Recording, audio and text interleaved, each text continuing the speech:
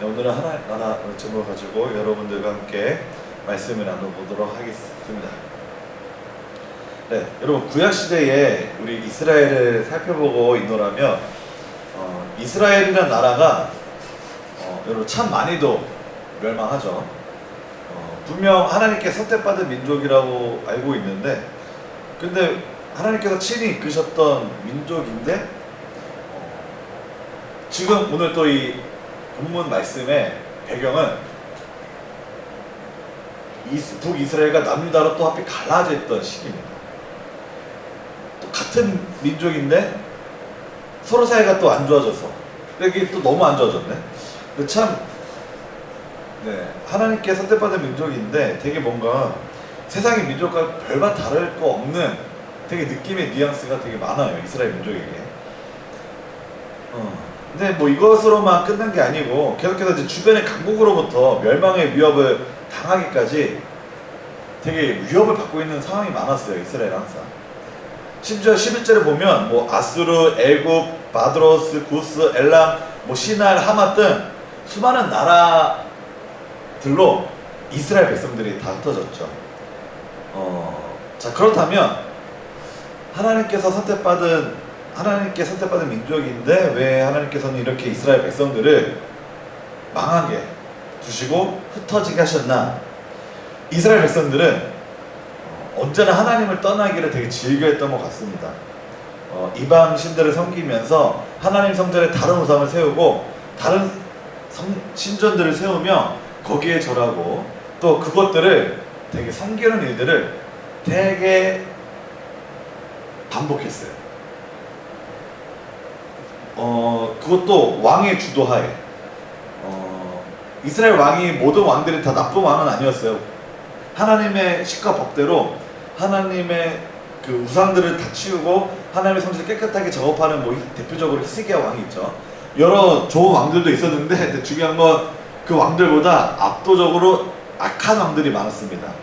하나님을 떠나고 우상을 섬기는 악한 왕들이 압도적으로 많았어요. 자, 예를 한번 들어보도록 하겠습니다. 우리 다음 화면 함께 보실까요? 자, 여러분 이 사진은 무엇이죠? 결혼하는 웨딩 사진이죠. 자, 여러분 우리가 남녀가 결혼을 하면 이 결혼한다는 의미가 뭐죠? 서로가 서로만을 바라보고 정조를 지키겠다는 의미가 포함되어 있는 겁니다. 함께 살겠다는 의미도 있지만 뭐 가장 중요한 건 바람을 피지 않겠다 이런 의미도 포함되어 있는 거죠. 그러니까 이 결혼이라는 거는 서로만 바라봐야 하는 정조의 의무를 지켜야 하는, 사실 이게 우리가 생각하는 기본 상식이기도 합니다. 만약 다른 곳으로 눕기를 돌려 바람을 피게 된다면 여러분 그 결혼 생활이 정상적으로 이어져 갈 수는 없겠죠. 물론 지금은 뭐 간통죄가 폐지가 됐다고 하지만 뭐 상간제 위자료 등 민사소송 등을 걸 수 있습니다. 그래서 재산을 더 땡겨올 수도 있고 뭐 어쨌든 여러 가지. 근데 어쨌든 여러분 이 모든 게 다 이 결혼에서의 약속을 지키지 않으면 어떻게 되냐면 바로 이런 파탄에 이르게 된다라는 겁니다. 여러분 이렇듯 인간의 이 릴레이션십 관계 속에서도 서로 지켜야 할 것을 지키지 않으면 이런 일들이 발생되어지는데, 여러분 하물며 하나님과 인간, 창조주와 피조물 사이에 심지어 하나님께서 인간을 창조하셨잖아요. 그랬으니 당연히 인간은 자기를 만든 창조주만을 바라봐야 하는 게 당연하지 않을까 생각해요. 당연할 거라고 생각하고, 당연합니다. 당연한데 전혀 그렇지 않았다라는 겁니다. 여러분 이방 민족이면 뭐 그러려니 할 수도 있겠는데 선민이 그랬다라는 거예요. 선민이. 아니 당연히 창조주와 피조물 관계, 무작정 피조물이 창조주를 따라가야 하는 게 맞을 텐데, 근데 하나님께서는 아이러니한 건 뭐냐면 그런 수직적인, 어떻게 보면 위아래가 확실한 관계보단 언약이라는 관계를 통해서 인간과 서로 쌍방향 책임을 질 수 있는 것들을 인간과 마치 맺으셨거든요. 그러니까 이런 수직이 아니라 이런 수평적인 관계에서, 사실 어떻게 보면 다른 종교를 보면 그런 신은 없습니다. 없긴 없어요. 이 언약이라는 관계를 통해서 서로 쌍방향 책임을 질 수 있도록 만드셨다는 건데, 여러분 그러니까 이게 무슨 말이냐면 하나님께서도 이 언약을 지키지 않으시면 그 대가를 치르시겠다라는 겁니다. 예. 이게 언약의 양쪽에게 똑같이, 그러니까 여러분 결혼하면 그 누가 깨트리든 간에 그 깨트린 사람이 어쨌든 더, 지금으로 치자면 뭐 소송 걸어서 더 많은 뭐 위자료를 뜯기거나 이러겠죠. 네. 그러니까 이런 언약 관계가 하나님과 우리 사이에 맺어졌다라는 겁니다. 그래서 하나님께서도 그 언약을 어기시면 그 죄값을, 사실 하나님께 뭐 죄가 되겠습니까마는 그만큼 하나님께서 우리를 사랑하셨다라는 것을 우리가 인지를 해야 됩니다. 그만큼 하나님께서는 여러분 우리에게 진심이다라는 거죠. 여러분 하나님께서는 사랑의 하나님이십니다. 사랑의 하나님이시지만 공의의 하나님이시기도 합니다. 그리고 질투하시는 하나님이시기도 하죠. 그래서 우리를 아무리 사랑한다고 하셔도, 이스라엘 민족들을 사랑한다고 하셔도 하나님 외에 다른 사실 있지도 않은 신들, 생명도 없는 그런 신을 섬긴다고 하면 여러분 사실 이게 말이 안 되는 거죠. 말이 안 되는 겁니다. 원래 이 세상에서는 하나님과 우리밖에 없어요. 다른 신은 원래 없습니다. 그런데 이제 죄가 들어옴으로부터 모든 우상신들이 섬기게 되고, 그럼으로써 이제 하나님과 우리의 관계 안에서 다른 것들이 대체하게 되어졌는데, 사실은 이런 모든 것들이 죄가 아니었으면 사실 우리가 이런 고민과 걱정도 할 필요가 없던 게 맞아요. 안타까운 거죠. 사람의 결혼 관계에서도 서로가 서로를 바라보지 않을 때 이혼 소송 등 파탄에 이르게 됩니다. 하물며 우리 하나님과 인간 관계에서도 이 언약의 관계는 동일하게 작용한다. 그러니 여러분 하나님께서 이 우상을 섬기고 죄악된 길로 가는 이스라엘 백성들을 계속 방치하시는 게 공의 하나님으로서 맞으실까요? 네. 여러분 중요한 건 이걸 생각해야 돼요. 공의 하나님이시기도 하지만 아까 우리가 함께 얘기했을 때 사랑의 하나님이시다라고 얘기했잖아요. 그래서 여러분 하나님께서는 단칼에 정죄하신 적이 한 번도 없어요. 여러분 구약시대 보면 되게 뭔가 하나님이 되게 쌀벌하신 느낌 많이 들잖아요. 막 몸하면 막 다 진멸시키시고 막 순식간에 막 멸하시고 막 이런 게 되게 많이 보이잖아요. 그래서 신약의 시대와 구약 시대 하나님이 되게 뭔가 좀 느낌이 다르다, 막 뉘앙스가 다르다, 뭐 이런 느낌 받을 수도 있는데, 사실 여러분 구약 시대 하나님도 똑같습니다. 신약 시대 하나님과 같은 분이니까 다를 수가 없죠. 왜냐하면 여러분 사랑의 하나님이시기 때문에 하나님께서는 죄를 짓고 있는 그 이스라엘 백성들을 향해 계속해서 나에게로 돌아오라고 메시지를 던지셨어요. 그게 누구냐면 사사를 통해서, 그리고 선지자를 통해서 계속해서 너 나에게 돌아와라, 나에게 안 돌아오면 너네 뒤진다, 너네 멸망한다, 이거를 계속해서 알려주셨어요. 근데 그게 여러분 한 번이 아니고 여러 번, 1년이 아니고 몇십 년, 심지어 몇백 년, 하나님께서는 계속해서 그 백성들을 어떻게든 돌아올 수 있게 하도록, 왜냐하면 멸망이니까. 그런데 그 완악함이 사랑의 하나님으로서 하나님께서 그거를 참고 계시다가, 하나님이 또 공의 하나님이시기 때문에 그 공의 하나님으로서 그 죄가 일정에서 넘어가면 하나님께서는 바로 이제 단칼에 멸망하시죠. 그게 지금 은혜의 시대에서는 예수님의 재림 때라고 보시면 돼요. 하나님의 공의가 마지막 때 이제 모든 것을 다 심판하시는 건 바로 예수님의 재림 때라고 보시면 됩니다. 자, 어쨌든 자 여러분, 그래서 하나님께서는 그 자신을 떠나 우상을 섬기고 있는 이스라엘 백성들을 향하여 사사도 보내고 선지자를 보내고, 하나님과 이렇게 단독하는 게 힘드니 왕을 세워달라고 해서 왕까지 세워주시고, 어쨌든 하나님께서 되게 많은 그런 것들을 이스라엘 백성들에게 언약을 신실하게 이행하셨습니다. 하지만 항상 그 언약을 깨는 건 인간 쪽이었죠. 이스라엘 백성 쪽이었습니다. 그래서 여러분 이미 이 언약이 깨졌기 때문에 사실 하나님께서는 이 깨진 언약을 다시 이행하실 필요는 없는데 그렇지만 여러분, 하나님께서는 우리를 사랑해도 너무 사랑하신다라는 거죠. 그래서 모든 것을 다 멸절하지 않으시고 이 남은 자들을 남겨두신 것이고 다시 회복할 수 있도록 하신 것이, 우리 이사야 6장 13절 말씀 함께 읽겠습니다. 시작.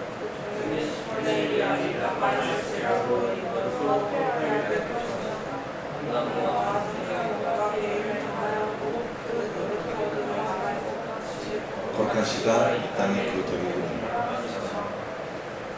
네. 여러분, 구루터기는 벌목을 하고 나면 그 뿌리밖에 안 남아있는 되게 앙상하게 뿌리만 남아있는, 요만큼 남아있겠죠? 되게 그런 나무를 이제 그루터기라고 하잖아요. 사실 그 그루터기에 인간들이 무슨 의미를 부여하겠습니까? 그 멀쩡한 나무가 있을 때나 가치를 인정하고 그 나무를 벌목해서 인간의 자원으로 쓰지, 그 남은 그루터기는 그냥 방치해요. 아무도 신경 안 씁니다. 하지만 하나님께서는 그 방치된 것과 같은 되게 연약하고 아무것도 없는 그 상태에서 다시 회복을 시키신다라는 거예요. 이 언약의 신실하신 하나님께서는 이 다시 회복시키시기 위해 이 그루터기를 남겨두신다. 이게 무슨 뜻이냐면, 인간의 힘이 아닌 오직 하나님의 힘으로 모든 것을 다 일으켜 새롭게 세우신다라는 뜻이 내포되어 있는 겁니다. 자, 우리 다음 1절 말씀도 함께 읽겠습니다. 시작. 이새의 줄기에서 한 쌍이 나며 그 뿌리에서 한 가지 나서 벼슬할 것이다. 이 약속을 통해서 또 하나님 나라의 도래를 계속해서 약속하시죠. 여기서 하나님의 약속은 이새의 줄기라고 표현하는데, 이 다윗 왕조를 언급하지 않고 이새를 언급합니다. 이 다윗 왕가의 외형적인 영광스러운 것은 모두 사라졌죠. 이는 세상에서 실패라고 합니다. 그리고 멸망했다고 정의하죠. 하지만 하나님께서는 그 언약을 잊지 않으셨기 때문에 세상으로 볼 땐 다윗 왕가의 영광스럽고 찬란했던 것들이 다 없어져 사라졌을지라도, 아무런 희망이 없다 할지라도, 하나님께서는 그것과 상관없이 별 볼 일 없던 이새의 가문, 목동이었던 세상에선 별 볼 일 없어 보이는 그 가문에서 다윗 왕가를 일으키셨듯이, 하나님께서는 아무것도 없는 곳에서 다시 자신의 백성들을 일으켜 세우신다라는 것들을 다시 이 말씀을 통해서 우리에게 말씀하고 계시는 겁니다. 심지어 이 말씀은 다시 이 땅에 오실 예수 그리스도를 예표하는 상징적인 표현이기도 해요. 여러분, 하나님의 이 구원의 근거는 인간의 영광스러운 것, 명예, 능력, 돈, 이런 것들이 아닙니다. 바로 하나님의 신실하심에서, 하나님께서 그 언약을 얼마큼 신실하게 지키시는가에서 다시 한번 오는 것임을 오늘 이 본문 말씀을 통해서 우리에게 다시 한번 더 상기시켜 주시는 거죠. 그리고 계속 선민 얘기만 해서 그럼 이 얘기가 이스라엘 백성들에게만 해당되는 얘기냐라고 생각이 들 수 있는데, 그래서 우리 같은 이스라엘 민족이 아닌 사람들은 이라고 생각이 들 수 있겠죠. 자, 우리 다음 10절 말씀 또 함께 읽겠습니다. 시작.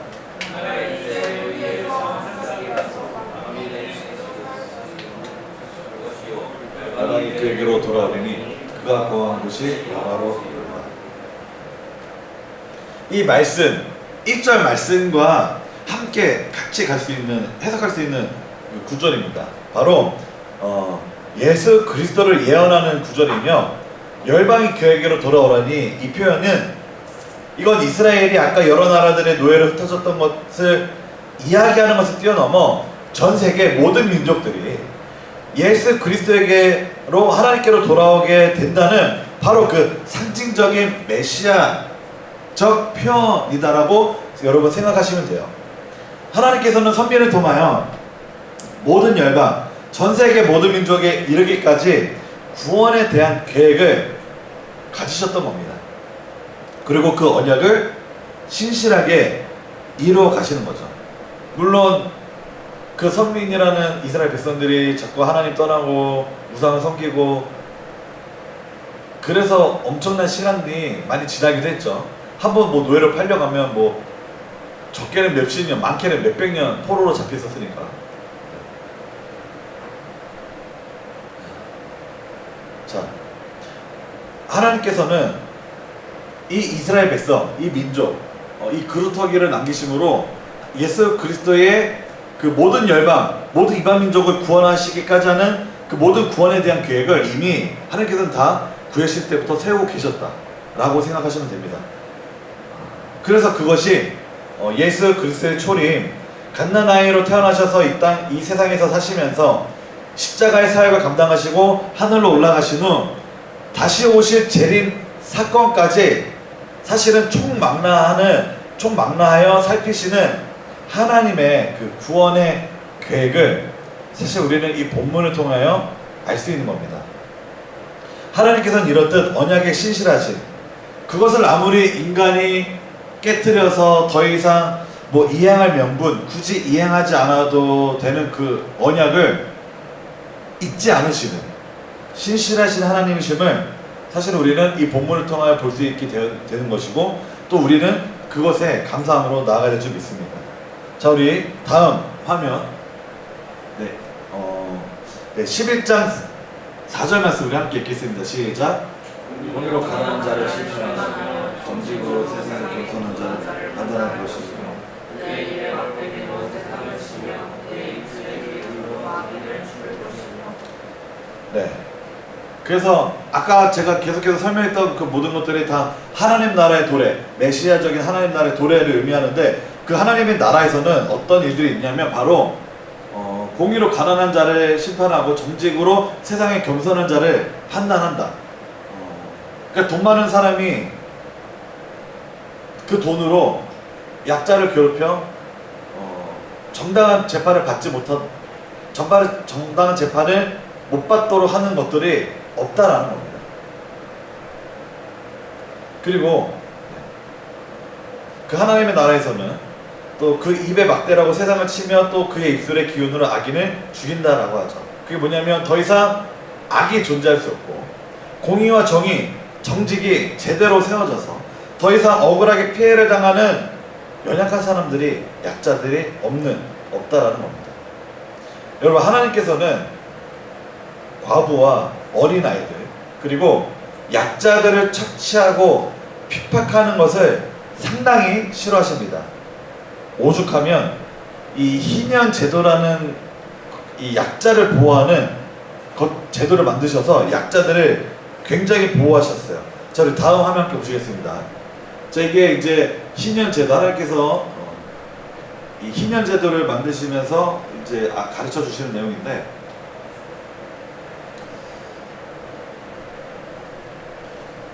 이 희년 제도는 바로 종 되었던 자에게 자유를 주는 제도고요, 또한 채무를 면제해주는 제도입니다. 토지를 쉬게 하고 영구히 팔지 않도록 하는 제도이죠. 이게 레위기 25장 23절에 이런 말씀이 있습니다. 토지를 영구히 팔지 말 것은 토지는 다 내 것임이니라. 너희는 거류민이요 동거하는 자로서 나와 함께 있느니라 라는 이 말씀이 있는데, 사실은 이 제도가 어떻게 보면 우리 자본주의를 살아가고 있는 이 시대에서 되게 이 시스템 안에서 이것들을 적용하기가 생각보다 좀 쉽진 않습니다. 네. 세상은 돈을 빌리면 이자를 함께 갚아야 되고, 그리고 채무를 다 갚아야지 다 면제를 해주죠. 근데 사실 그게 상식이긴 한데, 어쨌든. 그런데 여러분, 이 시대 때 왜 하나님께서 이렇게까지 제도를 만드셨냐면, 지금은 그래도 법이 보호해주기 때문에 그래도 악독한 그런 고금리 이런 사채업자들을 파치는 세상이 많이 줄었잖아요. 근데 이 시대 때는 이런 채무를 통하여 그 약자들을 착취함으로 노예로 만들고 계속해서 자기의 노예를 굴렸어요. 근데 이게 이방 민족이 그랬다면 하나님 모르니까 그럴 수도 있겠다라고 생각하잖아요. 근데 이스라엘 민족들도 그랬다는 겁니다.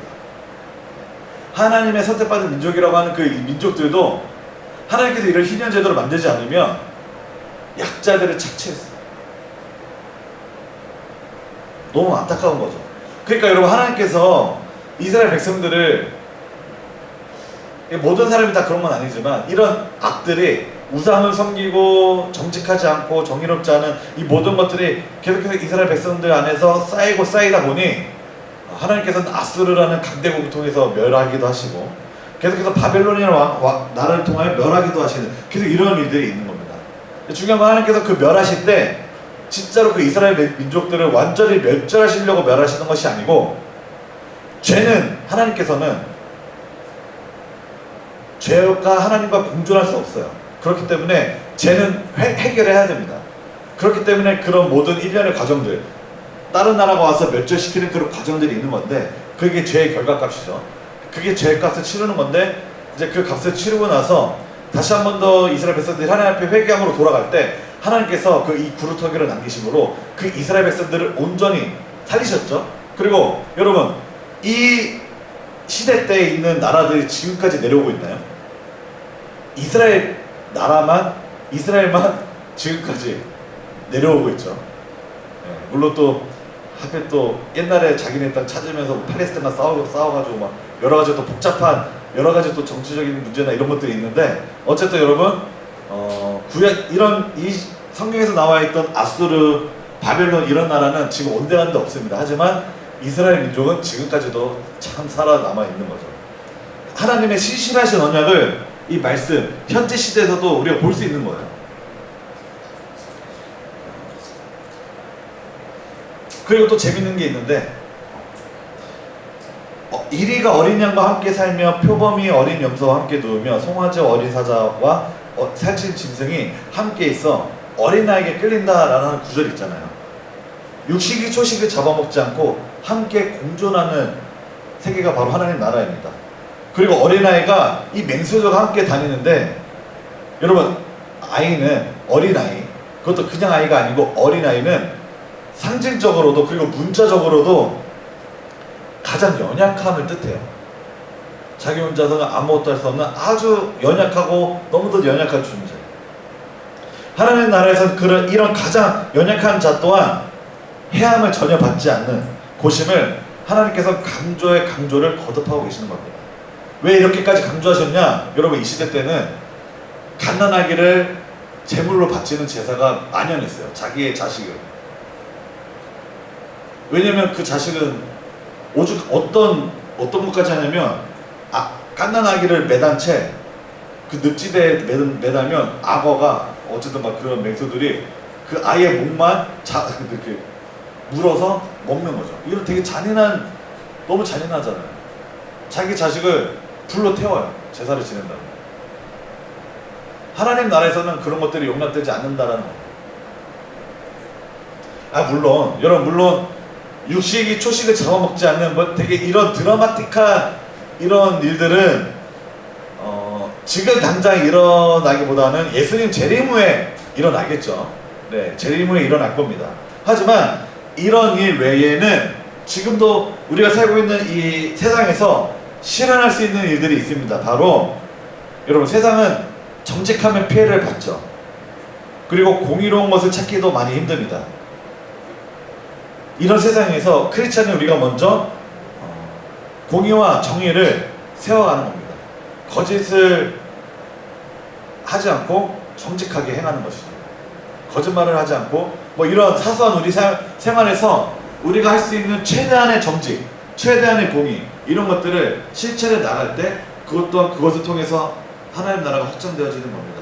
여러분, 되게 생각보다 그렇게 어려운 게 없어요. 되게 뭔가 하나님 나라라고 해서 되게 뭔가 대단한 게 있을 것 같은데, 물론 대단한 것도 있지만 그런 대단한 것들은 사실 우리가 바로 뭔가 적용하기 어렵다는 생각이 드는데, 사실 하나님 나라는 이런 사소한 이런 사소한 내가 거짓말하지 않는 것, 내가 정직하게 행하는 것, 내 삶에서 이런 것들 하나하나가 쌓이다 보면 그게 바로 하나님께서 기뻐하시는 것이고, 그게 바로 나를 통하여 하나님 나라가 세워져 가는구나 라는 것입니다. 또한 여러분, 요즘 시대에는 보수와 진보, 젠더 갈등, 세대 갈등 등이 최고조로 치닫고 있습니다. 여러분, 이스라엘과 남유다가 같은 민족이었어요. 다른 민족이 아닙니다. 같은 민족이었지만 서로를 극도로 싫어하게 됐던 것처럼, 여러분, 현재 시대에는 보수와 진보는 서로가 악이라고 하죠. 그리고 젠더 갈등 정말 점점점 더 심해지고 있습니다. 그리고 세대 갈등은 또 최고조로 이루고 있죠. 예. 근데 이게 우리나라만 그런 게 아니고 전 세계적으로 그런 것 같아요. 전 세계적으로도 보면 이런 좀 동시다발적으로 전 세계적으로 일어나고 있는 현상 중인 것 같습니다. 이런 양극화가 되어가는 이 시점에서 사실 그래서 여러분 우리가 먼저 서로 하나됨으로 이 세상을 살아가내야 되는 거예요. 그래서 먼저는 우리 이 하나 되려면 나 혼자서 하나 될 수 없잖아요. 나 혼자서는 그냥 나 혼자지. 그래서 우리 먼저는 우리 영암교회 청년부에서부터 우리가 서로가 서로를 아끼고 사랑해주고 함께 또 이 공동체로 잘 세워져 나가는 것 이런 것부터 또 시작하는 겁니다. 여러분 이럴 때에 하나님 나라가 우리 영암 청년부를 통하여 확장되어질 것이라고 생각해요. 여러분 하나님 나라의 확장은 되게 뭔가 하나님 나라에서 되게 엄청난 대단한 것을 해야 되고 엄청 대단한 프로젝트를 세워서 이거를 우리가 매일매일 실행해야 되고 물론 그런 것도 중요하고 뭐 그런 것도 안 필요하다라고 말할 수 없겠으나 사실은 그런 것들도 우리의 가장 기초적인 우리의 생활 속에서 하나님 말씀대로 베이스가 잘 깔리지 않는다면 어느 순간 다 무너지게 되어 있습니다. 그래서 여러분의 각자의 삶 속에서 이렇게 말씀을 적응하며 정직히 행하고 거짓말하지 않고 이런 것들을 행할 수 있는 우리 영암교회 청년부가 다 되기에 주의 이름으로 축원합니다.